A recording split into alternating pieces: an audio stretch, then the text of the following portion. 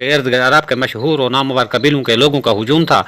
اور ہر قبیلہ کا سردار پوری شان و شوکت سے اپنے قبیلے کے مردوں، عورتوں، بوڑھوں اور بچوں کو ساتھ لایا تھا، تاکہ لوگ یہ جان لیں کہ سردار کا وقار بلند ہے اور اس کے ماننے والے اور پیروکار بہت سے لوگ ہیں۔ اس وقت کے عرب کے دستور کے مطابق اور اپنے آباء و اجداد کی پرانی رسموں کے دستور کے پیش نظر یہ لوگ طواف کعبہ کر رہے تھے۔ ان میں حضرت علی المرتضیٰ کی والدہ بھی شریک تھیں، جو اپنے صادف وطن میں اسلام کا ایک بیش بہا اور گراں قدر موتری چھپا ہوئے اس ہنگامہ حیات انسانی اور شور دنیا سے بے خبر خانہ کعبہ کی مقدس دیوار کے سایہ میں اپنے دل کی گہرائی میں حزن و ملال کا ایک طوفان اور اپنی پیشانی پر خفت و ندامت کے آثار لیے سر جھکائے بیٹھی تھی، کیونکہ آثار ولادت پیدا ہو چکے تھے اور قانون قدرت کے مطابق درد دے شروع ہو چکا تھا، اور وہ سوچ رہی تھی کہ یہاں کوئی حجاب نہیں، کوئی پردہ نہیں اور کوئی محفوظ جگہ نہیں ہے، ایک ہنگامہ ہے، ایک شور ہے، ایک میلہ ہے، لوگوں کا اجتحام ہے۔ ایسی حالت میں کہاں جاؤں، کدھر جاؤں اور کیا کروں؟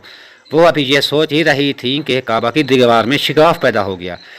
دیوار کعبہ پھٹ گئی اور غیب سے ندا آئی کہ اے فاطمہ بنت اسد، کعبہ کے اندر آ جا۔ آپ کعبہ کے اندر چلی گئیں اور مولود کعبہ میں پیدا ہوئے۔ کسے راہ میسر نہ شد این سعادت، با کعبہ ولادت با مسجد شہادت،